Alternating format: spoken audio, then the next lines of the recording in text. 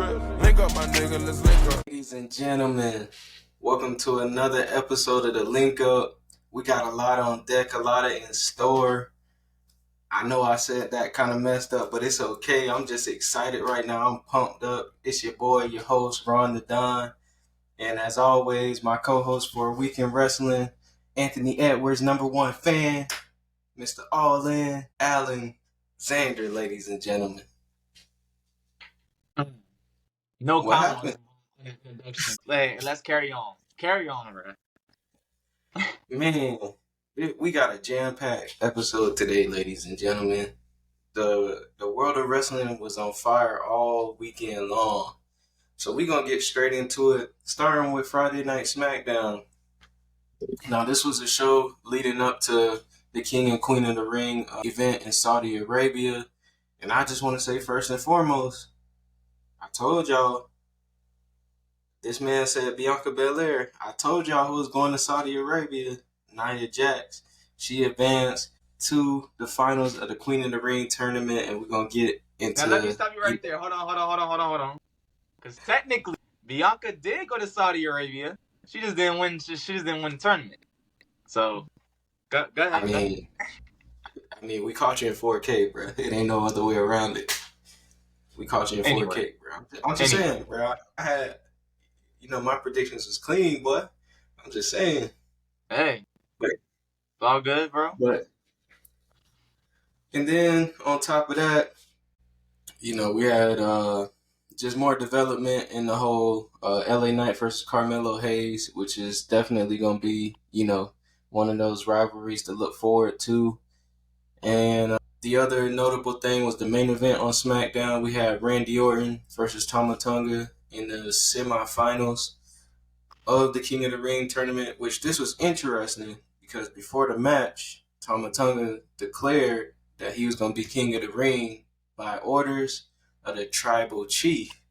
So that's something to look, forward to in that story. But even though he said that he wasn't able to get it done, Randy Orton came out on top with the 1, 2, 3. And as they tried to jump him after the match, we got a return of Kevin Owens, who came back, from injury from his beatdown at the hands of the Bloodline.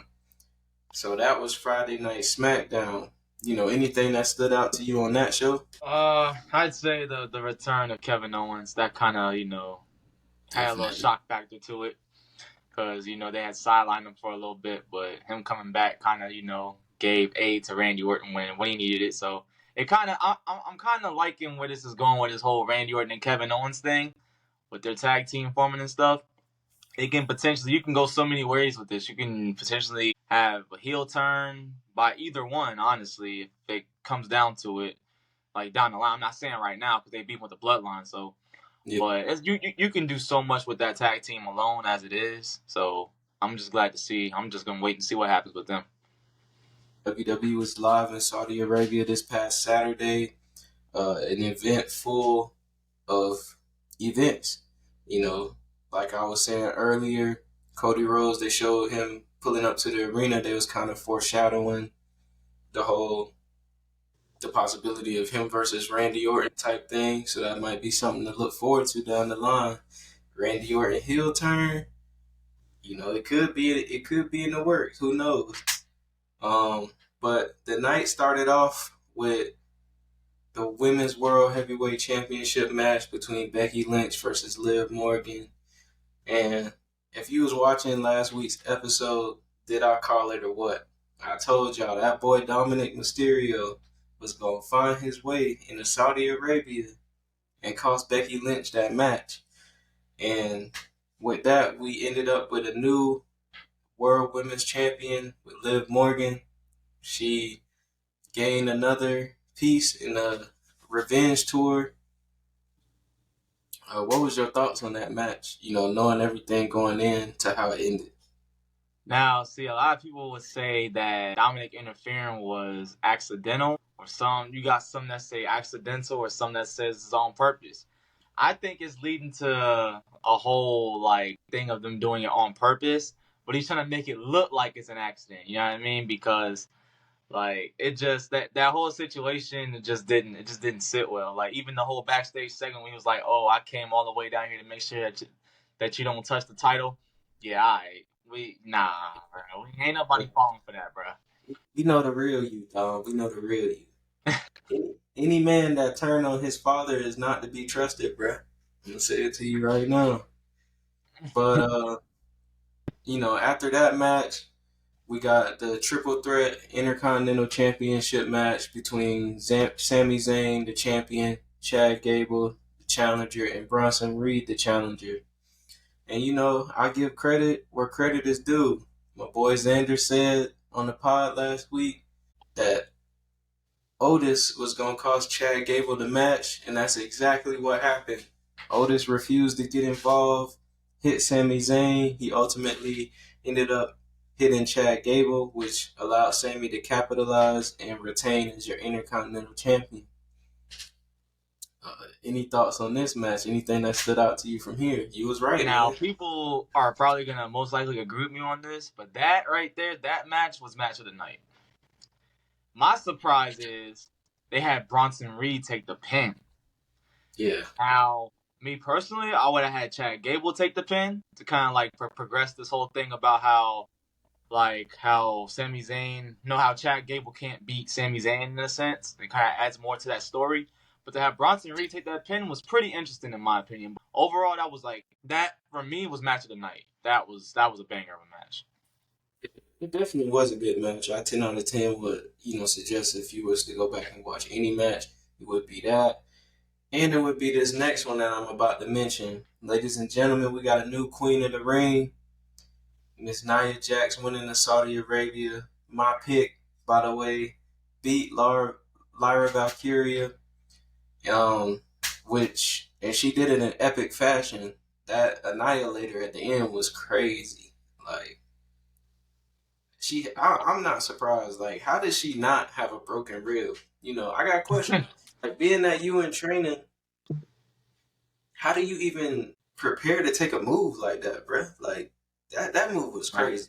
Yeah, I've never taken nothing like that before. I tell you that. Only thing I really taken somewhere close to that is like I wouldn't say like a clothesline, but like a splash in the corner. That's really the closest thing I've gotten to that. And even that doesn't feel good. Like, you have to make sure the timing is perfect on that.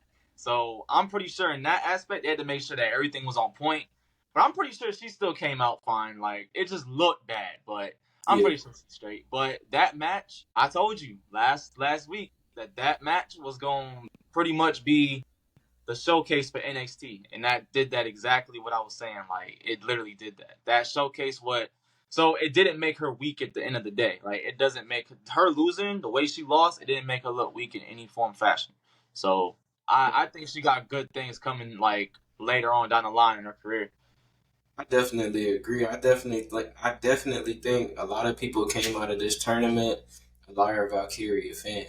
Like, one thing for sure, she can put on great matches. I thought that was a good match. Personally, and I just want to take a second and give Nia Jax her flowers, man. Like, I know amongst the IWC, she one of the most hated. Known for always injuring, people. But ever since she came back to WWE, this run that she's been on as of late has been, she's been putting out bangers. She been doing her thing, man. From that main event in Australia with Rhea to now winning the Queen of the Ring tournament to then going on, SummerSlam in August, challenge for the WWE Women's Championship. It's beautiful to see, especially for somebody like Nia. Or in her case, how like how she put it at the Queen of the Ring, she was saying she's going for the WWE Championship. I don't know if you caught that when she was cutting a little promo in the ring. She said she's going for the WWE Championship, which I'm pretty sure was a box, but it was just fun to pick at that. You know what I mean? I mean, if it wasn't, that'd be funny. Cody versus Nia. But yeah, man, as far as Nia Jax, she definitely is, in my book, most improved player of the year for sure. Like, she went from, like you was saying, people not liking her, how she was in the ring and stuff. I think her getting released was that wake-up call. You know what I mean? She was like, all right, let me get my stuff together. She probably went back, trained, do all stuff like that. And then under the tutelage of Triple H, she gonna be, picking his brain and stuff and trying to like, see what's good and see what's not. So I mean, honestly, she definitely did improve as far as that aspect goes. From literally not knowing what to do with her to main eventing Raw, main eventing PLEs overseas, and now Queen of the Ring. Like, what more can you ask for in that aspect? Like, come on. I know she's been doing a great job, and I see, dare I say, I see a WWE Women's Championship in her future, man. Mm-hmm. Yeah. If it's not now, it's definitely gonna be about years down the line. Definitely. But I wouldn't be mad if they put the trigger now on the SummerSlam. I wouldn't even be tripping. Like, hey, I mean, if you ask me, after that main event she had at Elimination Chamber in Australia, yeah, that kind of showed me right there. Yeah, she ready for it. If they gave it to her, she ready for it. It's that time. I also, I wouldn't mind her somehow joining the bloodline too. In a way, that'd be dope. Nah, let's not get too ahead of ourselves now. One thing at a time. All right, what you got next, man? But next was the King of the Ring tournament finals, which to me this was match of the night because there was various points in this match where I thought it was gonna be over, but it just wasn't so. Like I said before, they kind of teased that it looked like Randy Orton might have won. He met Cody when he came to the building. Maybe setting up something for them down the line. But in this match, Randy Orton versus Gunther, Gunther came out on top as your new King of the Ring, and he will challenge for the World Heavyweight Championship at SummerSlam in Cleveland this year. What's your thoughts on Gunther winning first and foremost, and his potential to be World Heavyweight Champion by the time the end of summer rolls around? All right, so let me start off with the match first. So as far as the match, this is kind of ties in as to why I said the Sami Zayn match was match of the night. That match would have been match of the night for me if it wasn't for the finish. Yeah. The finish was a little sloppy in my opinion. It kind of was just like, it kind of made me think that Randy Orton was like hurt, like he was hurt, like real hurt, like no kayfabe. He was like actually hurt. So that right there was kind of like, but it was still a good match though. Like, they okay, so the right result, just poor execution. Right. But it was still, they got they point across in the ring, but them two, it was the first time ever met, so you never know. You might have matches down the line. And as far as Gunther being world champion, there's no doubt about it. That man's got world champion written all over him at the end of the day. It's not a matter of if, it's a matter of when with Gunther. Because this run he's on, it's like, you really just can't, like, I don't know what it is about these heels right now, man, but these heels are, like, making you, like, want to, like, vote for them and, like, like, get behind them and stuff. Like, I'm like, dang.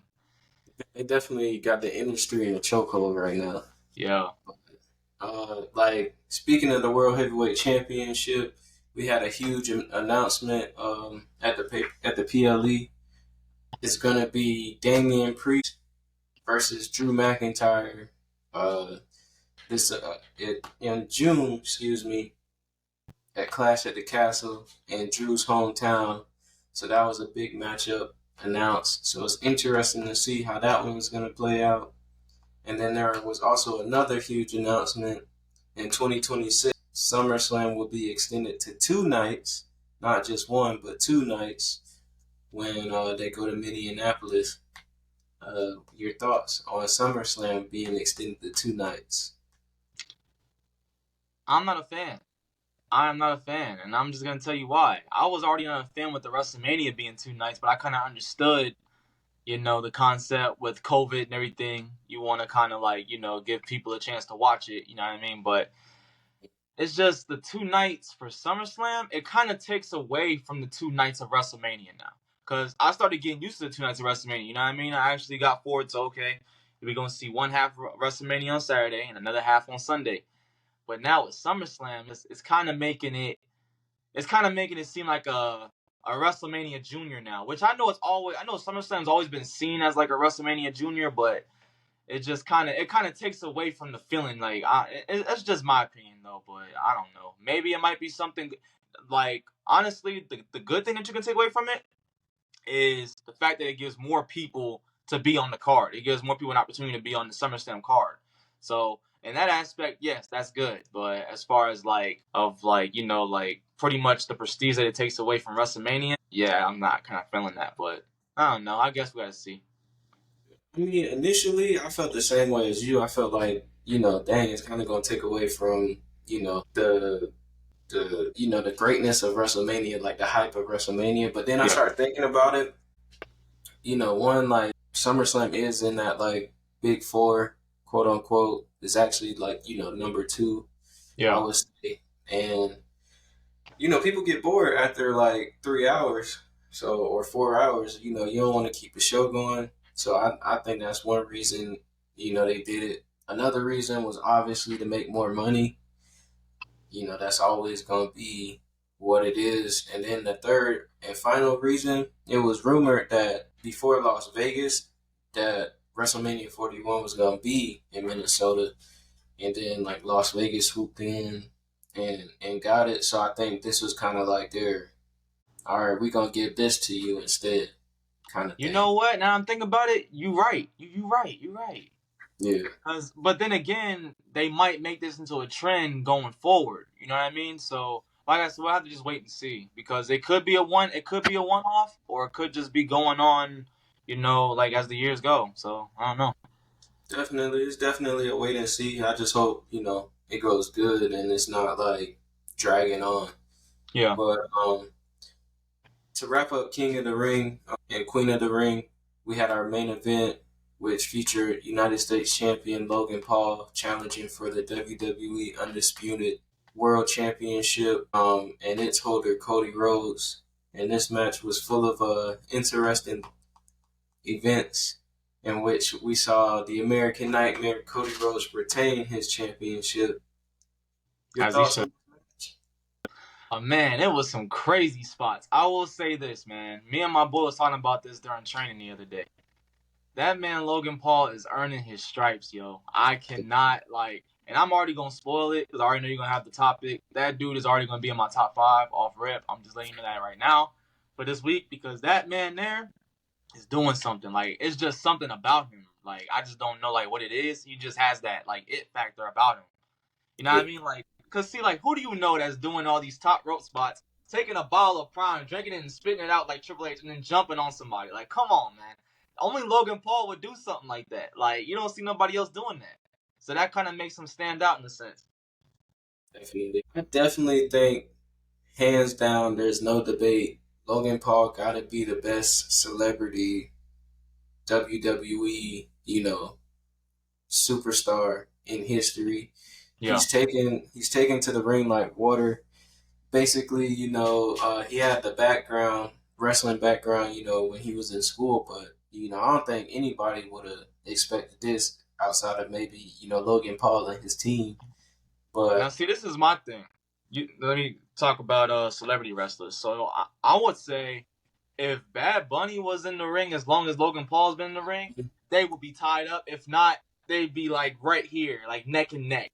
I'm telling you, because don't sleep on Bad Bunny now. I know we're going off topic, but that dude there, he's something special too. But Logan Paul's had more matches though, so, and I guess his schedule is more, he's prioritizing the WWE more than, everything else that he's got going on. Which I gotta say, it's good for him though, that he's actually prioritizing and actually is showing up weekly and, every other week.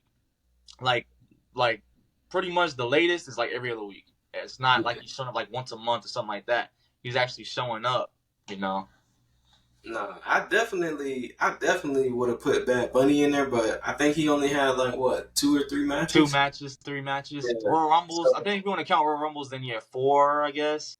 Yeah, so Bad Bunny definitely up there. He surprised me. I wasn't expecting that. But Logan Paul, he definitely, the man definitely, I can see him as a future world champion. He brings a lot of eyes to the WWE. I think he's really, like he said, he's the rocket fuel to the ship that is WWE that's been taking off lately. And I really believe that because ever since he showed up full time, like the numbers don't lie. Yeah, what they've been saying now, that aura. He got that aura, you know what I mean? That's what he got, bro. That's what he got. Hey, I'm telling you, we are now in the Logan Paul Levesque era, man. I'm trying to tell you. I'm telling you, every week, every time I see him in the ring, I'm starting to believe it, bro. I ain't even gonna lie. But we can't forget about, our WWE Undisputed Champion, Cody Rhodes. Oh, yeah. Another successful title defense. Where do you see Cody going from here? I know he has a litany of possible contenders. Do you think, he returns to AJ Styles? Somebody else comes out? Where does Cody go from here? I'd say either somebody else or, honestly, a multi-man match. Give him multiple opponents. I know it may be too early to do that, but I can kind of see them doing that for like Clash of the Castle or giving them like a contender, someone that's like, I don't know. You might have to. I don't know. Like that's one thing about Cody's reign. Everybody's a contender. I'm gonna keep saying this. Like everybody's a contender. Like you know what I mean. You got to take everybody serious at this point. It's not like when Roman Reigns was champ. You had like a select few that you think can beat him. That they'll be like, okay, they're gonna put this rocket on him and take him there. But now you got the whole SmackDown roster almost. You got like 80% of the SmackDown roster that can like potentially take the belt off of Cody or be like a contender. I'm not gonna say take the belt off of him, but be like a contender to his title. You know what I mean? And be like a legitimate threat. You know what I mean? No, I definitely understand, but I know he just came out of a big story. Out of the whole WrestleMania thing, and he's still kind of plugged into the Bloodline story a little bit. But I just would like for him to have a story that'll last through the summer. Get us to SummerSlam. Who could that be? I don't know. But, something for him so you don't get stale. Because, I feel like it'll be one of those things like the typical, the road to the big prize is more entertaining than when like they actually had a big prize type thing. Yeah. And this goes to the IWC. Let it marinate, bro. Let it cook. Just chill. Just let it cook. Dude, y'all are taking the food out the oven before it's done. Let it cook, yo. Just chill. I'm pretty sure Paul Triple H Levesque knows what he's doing. I'm pretty sure he knows what he's doing at this point. So let it cook, bro. Trust the process. Speaking of cook, Monday Night Raw. Monday Night Raw. Man, that right there. What an episode, man. It started with Drew McIntyre coming out. We got the coronation of the new King of the Ring. Then Damian Priest came out. We don't know if we getting that out, down the line. Then Drew McIntyre comes out. We got them at Clash at the Castle. We building up that story. But it seems to me like Damian Priest has a bunch of other problems surrounding him. He has this ongoing story with, the Carlito situation. Is he in Judgment Day? Is he not in Judgment Day? Braun Strowman, had a match with JD McDonough, beat him. JD hits him with the chair. Braun Strowman chasing him around. And during the moments that Braun was chasing him around, JD was talking to Liv Morgan, if you was paying close attention. And we're going to get into a little bit of that later. Also on that night, Chad Gable at it again, calling out all of Alpha Academy, ready to shame Otis, made him assume the position. He was going to get ready to beat him with the belt. Maxine stopped him. He sent her to the back, told her she only got 3 brain cells. Yeah, that man been on a roll. And then Sami Zayn came out to eventually stop Chad Gable from hitting Otis. And then they had, back and forth words. Sami trying to convince Otis, to leave the Alpha Academy, leave Chad Gable. And then this turned Yeah. into a brawl between Chad and Sammy. So it looks like this story is going to continue. Now I'm gonna just say this: can we appreciate the improvement that Chad Gable's making on the mic?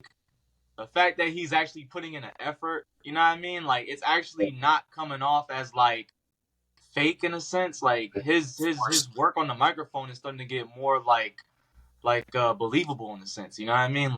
It's getting there. I'm telling you, these people that haven't really been on the mic like that are starting to cook now. Like, some people want to say, like, even Solo. You know what I mean? People like that are starting to cook on the mic. You know what I mean? So gotta just give these boys them flowers. You know what I mean? But go ahead. Will Chad Gable be Intercontinental Champion before the year is over with? Oh, definitely. Yeah, it's just honestly how they're gonna just like do it story wise. Like, are they gonna have him like possibly? Is he gonna split from the group first before doing it, or are they gonna like come to their senses in a way and just like be like, all right, you know what, Chad Gable, you right, and then they just cost Sammy the title or something. You never know, honestly. I said last week, the way I see it, I think Otis and Maxine and Tozawa are going to end up siding with Sami Zayn. And then the Creed brothers and Ivy Nile are going to end up being like Team Gable. Ooh. And I think that's what's going to happen. Like, if I Yeah, you wanted something right there. You know what? I'm gonna have to mark you on that one, bro, because I think that might just come up. That might just happen. Nah. Because you said in the segment they was talking to him, huh? Last week. Mm-hmm. Yeah. So yeah, I can see that. And then like a couple weeks ago, he even told Ivy Nile to stop hanging around Maxine, and whenever she's ready to get serious, let him know. So they definitely planting them seeds. For sure. We also saw a match between Lyra Valkyria and Kairi Sane. Lyra continues, to impress the WWE universe every time she steps foot in that squared circle. Definitely. What do you think her ceiling is? What do you think her what is? Ceiling. On the main roster.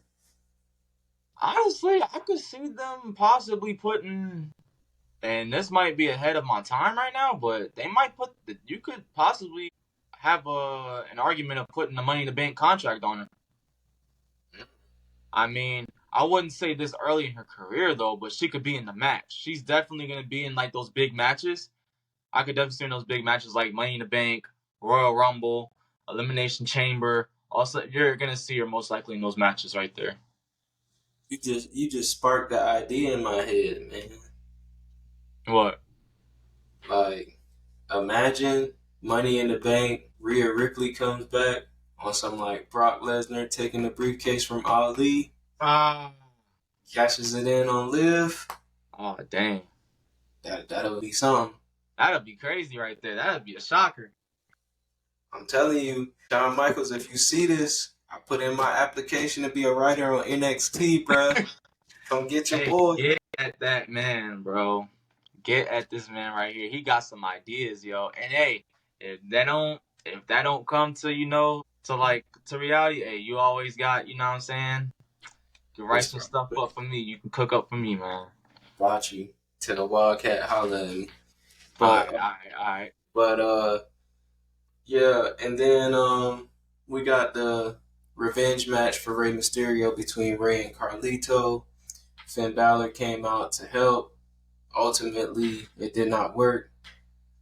Rey ended up beating Carlito, and then after that, they had a brawl. Rey Mysterio, Dragon Lee, Finn Balor, and Carlito. Then Damian Priest ran out, wrecked everybody, and stood tall.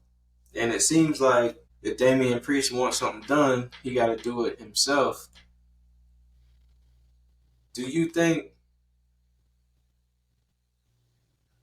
if Damian Priest has no Judgment Day, will he still be, the interesting / credible champion with no Judgment Day? Honestly, right now, Damian Priest is at a position where he's got a lot on his plate, like he was saying.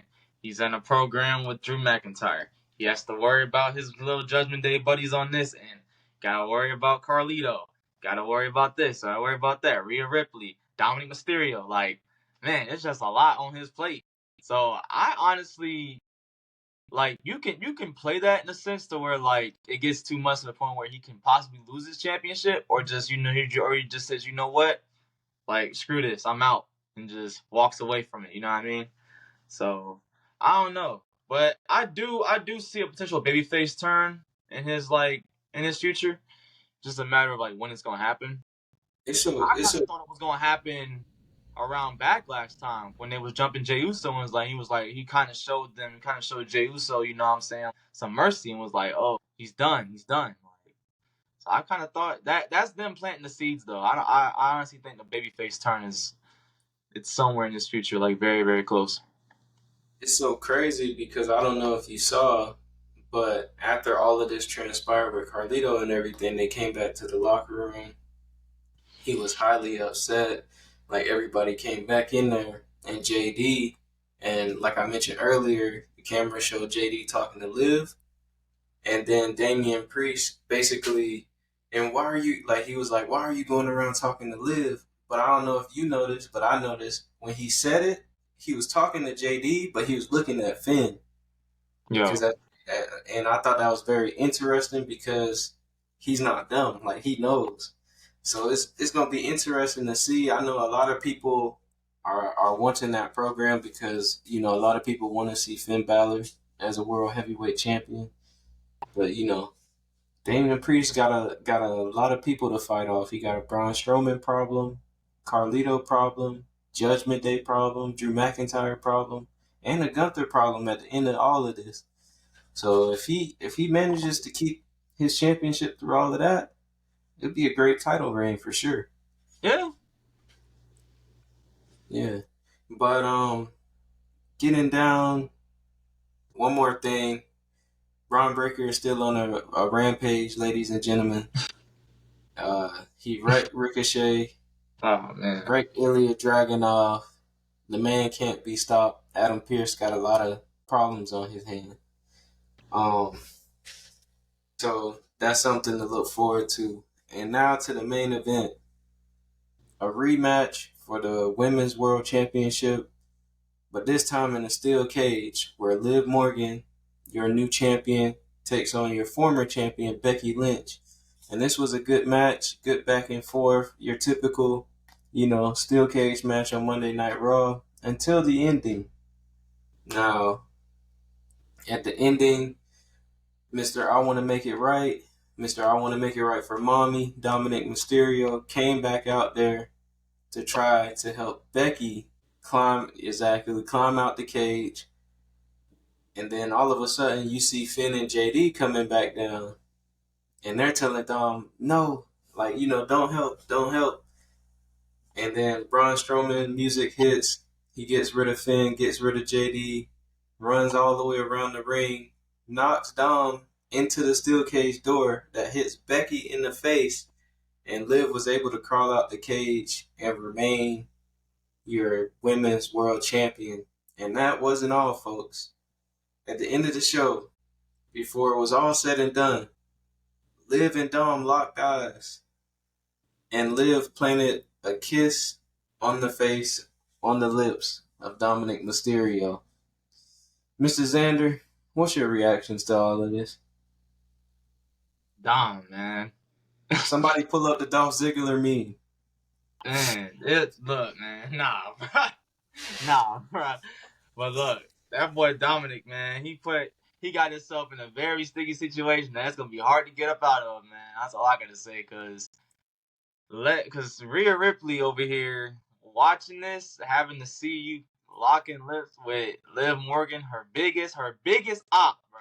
Like, come on, it don't get no worse than that. But I will say, Dom did not pull back. And my question is, with the Judgment Day, going back to them, when they came out and saying don't help, why would they say don't help? See, I was just about to ask you that because I saw this theory on Twitter, right? So basically, somebody is of belief that Dom is actually trying to help Rhea. He's just messing up. And then because we saw Liv talking to Finn, and we saw Liv talking to JD that they're actually trying to help Liv because remember, before Finn joined the Judgment Day and before Rhea and Liv were feuding, it was Finn, Liv, and AJ Styles as a team. Then, when that was happening, Damian Priest and Finn Balor was beating each other up on the weekly. Then they kind of had turmoil before they became tag team champions. It seems like Finn really wants that World Heavyweight Championship without saying it. He's being a little passive aggressive sometimes. And then Damian Priest never really wanted JD in the group at all. But Rhea said exactly. Rhea and Finn Balor, eventually was like, yeah, bring him in.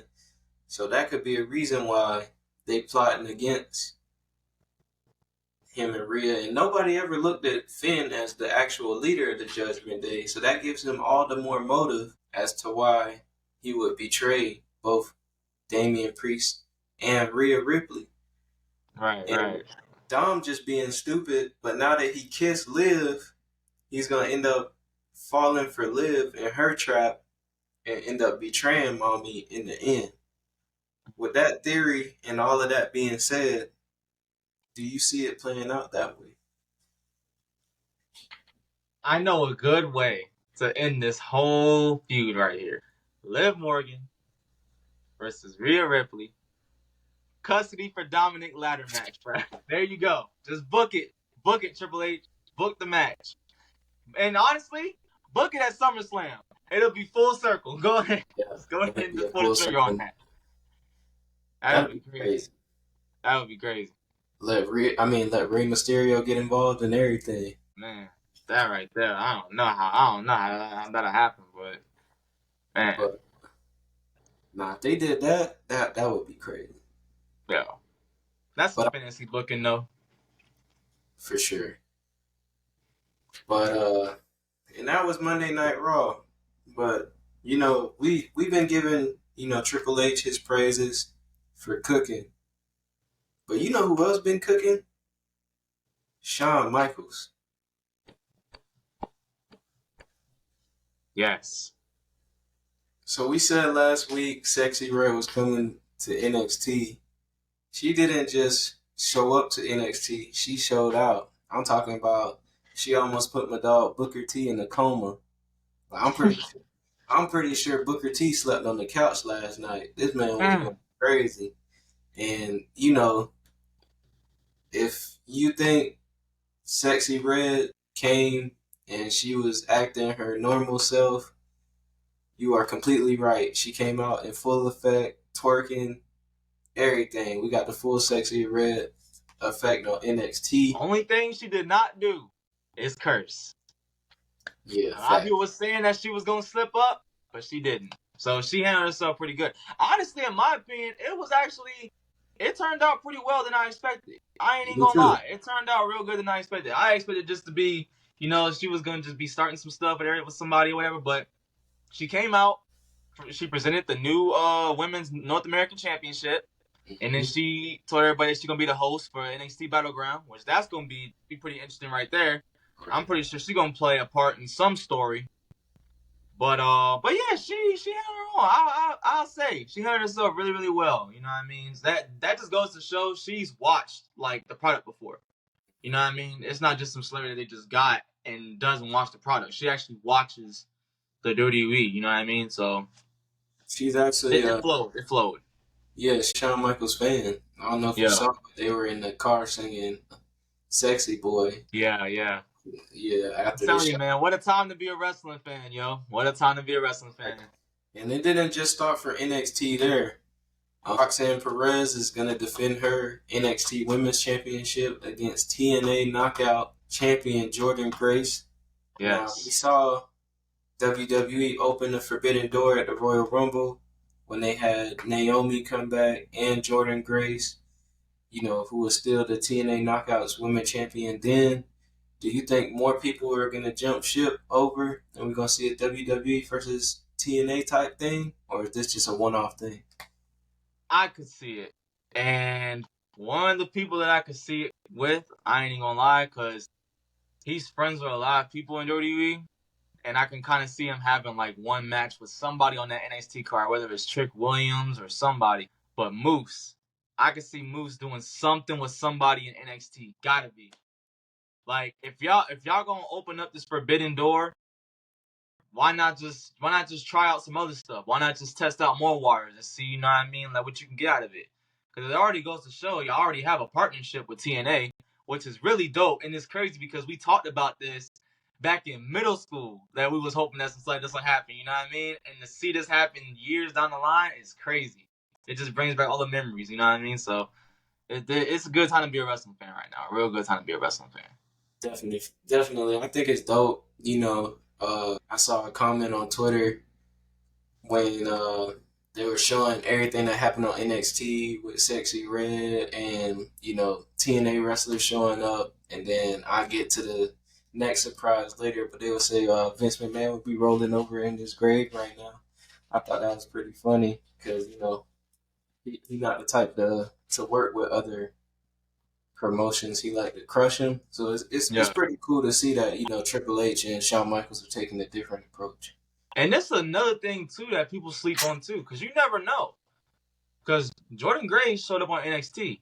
What's stopping Roxanne Perez from showing up on TNA now? Hey, exactly. That's what I'm looking out for. That right there would be crazy. I ain't gonna lie. Yeah, definitely. If they do that, that'll be cool. We also found out that, you know, Lola Vice and Shayna Baszler is going to be an NXT Underground match at NXT Battleground. Are you hyped for this one? I mean, I don't know how to feel about that whole NXT Underground concept because it's kind of well, it's not kind of, it is Raw Underground, like how it used to be with Raw Underground. I was never really a fan of Raw Underground, so I don't really know. I mean, great, you know. So I'm pretty sure it's gonna be good. Like they're not gonna, you know. I mean, it's two MMA fighters at the end of the day. So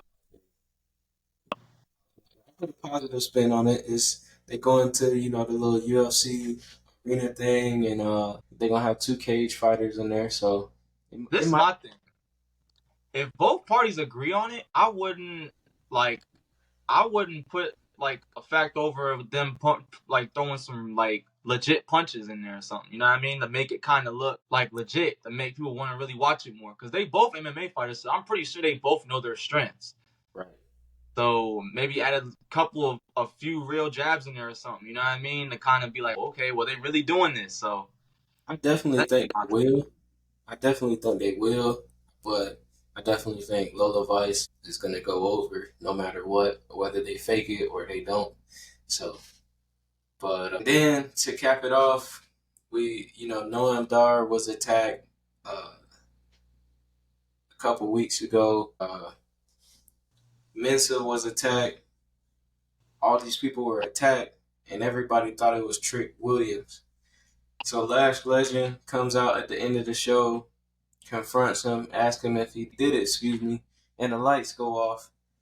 And wouldn't you know, another person shows up out of nowhere, formerly known as All Ego from All Elite. Mr. Ethan Page is now in NXT. Were you shocked when you saw him show up on the TV screen? Now, see, I wasn't shocked when I seen him on the TV screen because I was at training, so I had looked at it on my phone. But, man, I seen that on my feed. I'm like, yo, I know Tony Khan out here swinging at the air right now, bro. He's just losing more and more and more people.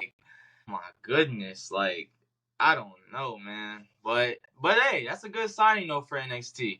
Ethan Page, hey, he was valid in AEW, you know what I mean? I didn't really follow him, you know. I'm not going to sit here and say I followed him and stuff like that and looked at his, like his whole career and stuff. But, I mean, from what I've seen, he valid. So, you know what I mean? That's just...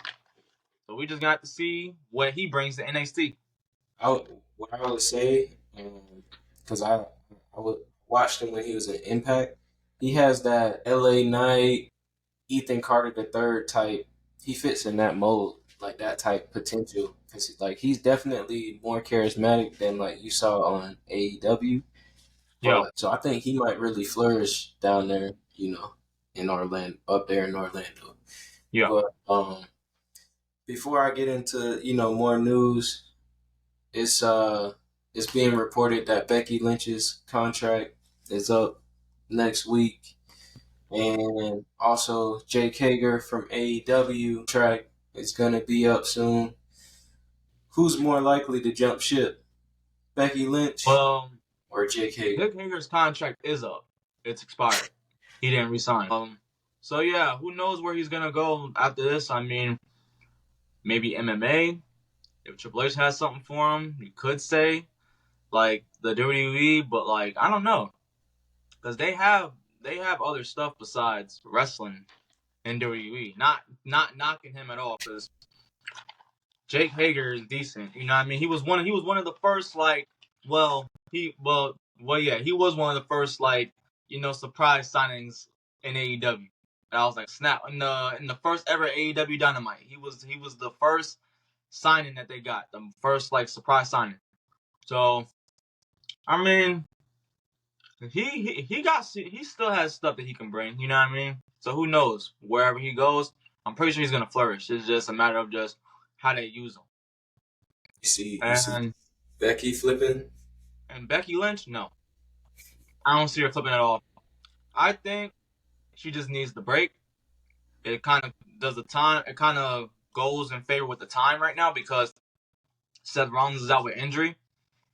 Becky Lynch's contract expiring. She can use this as a time to get a break and, be a mom. At the end of the day. And spend more time with her daughter and stuff, you know what I mean? Same with Seth Rollins. So they both gonna be home, you know what I mean? That's just something. I think they should just enjoy that, you know what I mean? Don't rush into coming back. Because I'm pretty sure you're always gonna have something there. You know what I mean? Just, heal up. Because I'm pretty sure you a little banged up from all those bumps and stuff you taking. So heal up. And then just come back whenever you're ready to come back. Most definitely, I agree. She's not going anywhere. Yeah. Seth just signed his he just renewed his contract, so she's not going anywhere. She's definitely going to take a break, but I don't think she's going anywhere. Right. But now we're gonna turn into hypocrites. We did an AEW rant 2 weeks ago. I said I ain't watched AEW last week, but I'm not gonna lie. They caught my attention this past weekend with a lot of stuff they had going on. We're gonna get into it. Starting off with the big news out of that night, the return of MJF, Maxwell Jacob Friedman. He is now back. There was speculation that he left. They took him off the website as an active member of the roster. Well, he ain't going nowhere, ladies and gentlemen. He showed that. He in his Triple H era. What was that? Triple H in 01, 02 when he came back at the Garden. Yeah, he's in his Triple H era. Where do you see, now that he's back, how does this affect the landscape of AEW and wrestling as a whole? Well, we already know he's gonna want his championship back, so I can already see that in his future. AEW World Champion. More than once and twice, I'll tell you that. He's definitely going to hold that championship more than 2 times in his whole career. If he's going to end up staying in AEW, he's probably going to be that one person that's in AEW. I honestly see him as being that person that's in AEW and does not leave AEW until the ship sails. I don't see him leaving AEW at all. Because the whole rant he was doing with the bidding war stuff or whatever. Yeah, but as soon as it happened, and you see now that he's signed with them now and staying, that man ain't going nowhere. And the fact that he got a tattoo, he ain't going nowhere. But yeah, I see a lot of good stuff in MJF's future. I mean, at the end of the day, it's MJF. This dude can hold his own. He's done a lot in AEW. For the short time that AEW's been around, he's done a whole lot. So I really could see him, just doing a lot of great things there. Yeah. Me too. I remember when they labeled him, Guevara, Darby, and Jack Perry as the 4 pillars. So I never really saw them going anywhere. Anyway, And I thought, the whole bidding war 2024, that was obviously a gimmick. And I know a lot of people probably want MJF in WWE, but I don't know. I just feel like he would definitely have to be watered down in a sense. Not Yeah. completely, but for the most part, because they do have sponsors and all of that stuff, so you can't just say anything, like he does. He just can't curse. Yeah. But I'm pretty sure everything that he's saying, it's fine.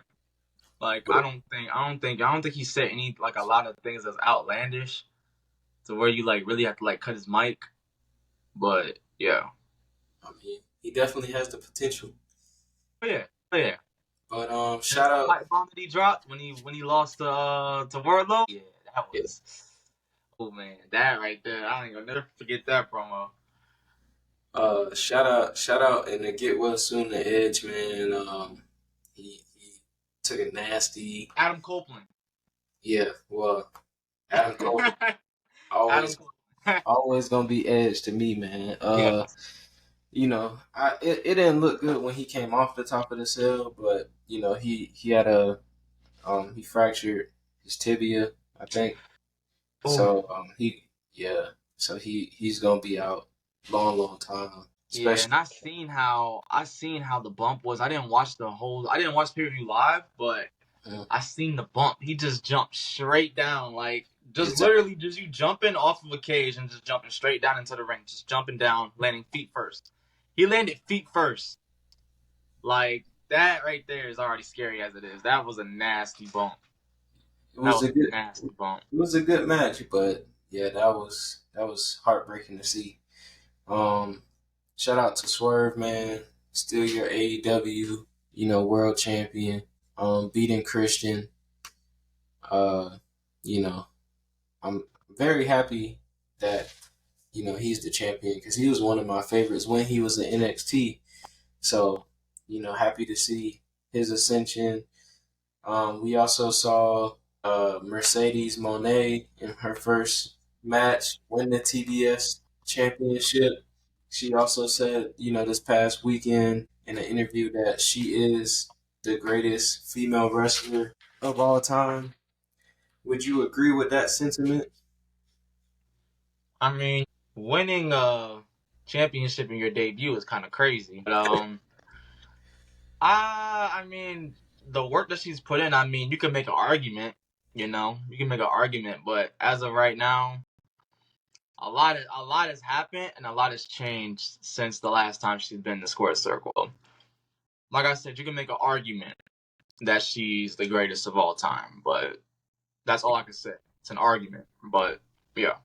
You definitely can, but when you look at, the other people that's potentially on that list, right. Trish, Lita, Chyna, Becky, like, that's some Charlotte, there's some names you gotta beat out. She's definitely in the conversation though, Oh yeah, that's what I'm saying. I ain't taking nothing from her, but yeah, remember there's more out there, like, because I mean, and literally her being injured for that long showed that, you know what I mean? So her saying that was just it's kind of bold. It's a bold statement, but hey, in wrestling you gotta bet on yourself. They tell us that all the time. Bet on yourself. You gotta if you believe that you're the greatest, hey, you believe that you're the greatest. You know what I mean? That's just how it is. I mean, well, she got the championship now. She got to prove it. That's all. But also in that night, we saw the Elite beat Team AEW. Match was crazy. That flamethrower spot was nuts.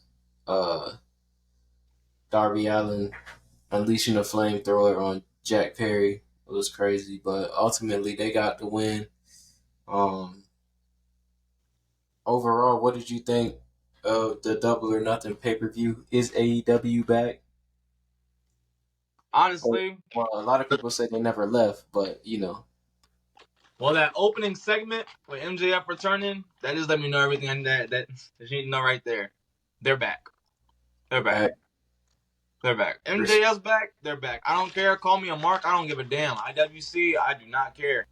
Hey, it's a reason people call it draws. Like, they draw you in. So, if MJF is definitely a draw for them. So it's a draw. Ain't mad at it. We're gonna get into our segment, our weekly segment, top five. And I'm not gonna lie, this is gonna be one of the hardest top fives we had to do since we started this thing, man. Top five, no debating. Top five, top five, top five. And being that you are the guest, well, not anymore, you the co-host, but you still gonna go first. Yeah. Do your thing, take off. We're gonna start doing how about this? We're gonna start doing like a coin toss to see who go first, you know what I mean? Or something like that. Nah, you say the best for last. Alright. But yeah, so staying on topic, top five. My fifth will have to be MJF. Just the fact, like I said, call me a mark. I don't care. The fact that him coming back, that literally just put him on my list. I don't care because I already know the stuff that they's gonna do later on down the line.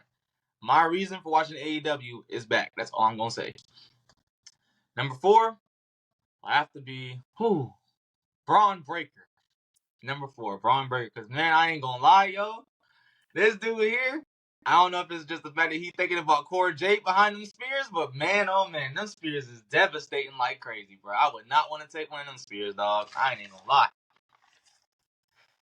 And now for my top three. Number three, gotta go with Logan Paul. The match he put on at King and Queen of the Ring, and apparently, I don't know who he spoke. He probably spoke to like one of the producers of the match or something, but he came up with that idea with that drone spot. That was his idea. So that match, yeah, he definitely, he's proven himself every time he's in the ring. So I'm pretty sure this is like the second time Logan Paul's been on my list. So that's saying something right there. Number two.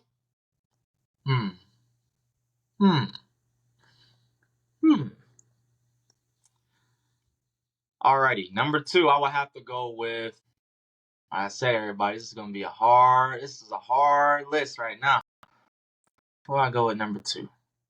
All right, number two, I gotta go with Gunther because the matches that he's been putting on, the match he put on at King of the Ring, it was good. It was good.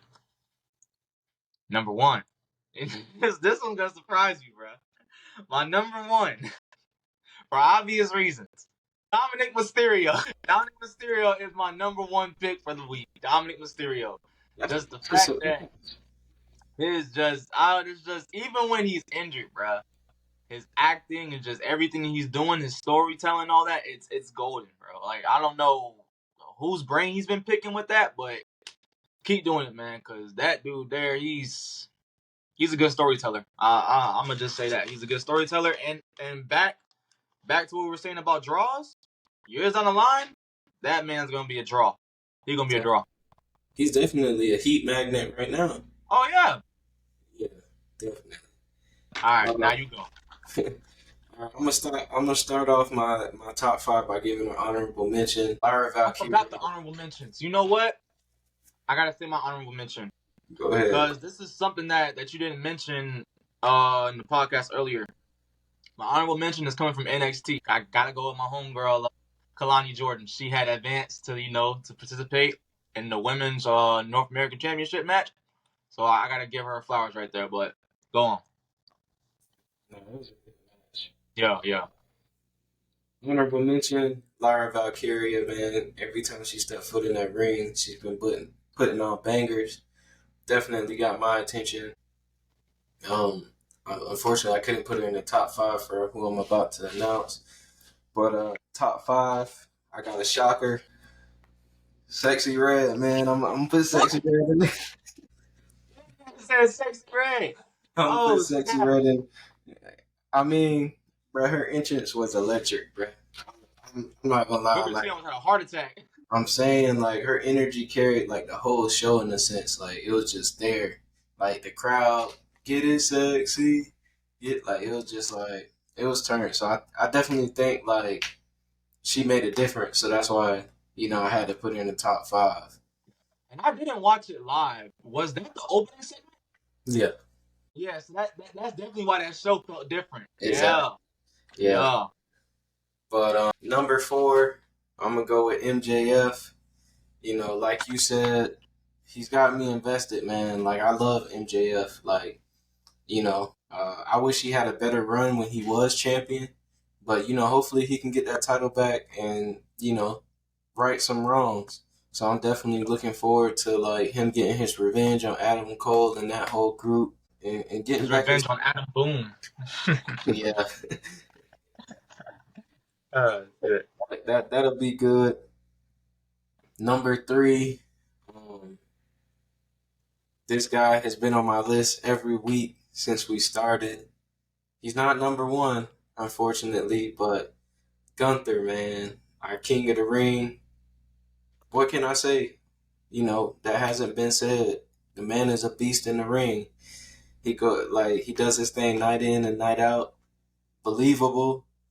He definitely, like I said, I think he the best wrestler in the industry right now. Like, hands down. There's a debate for that. Yeah.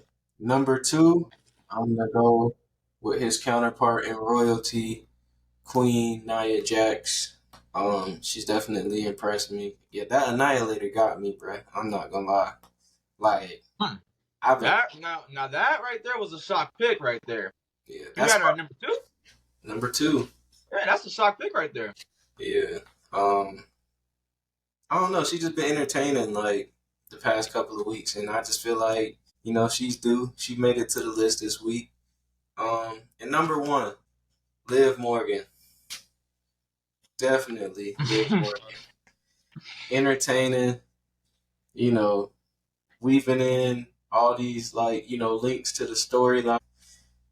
Won the Women's World Championship.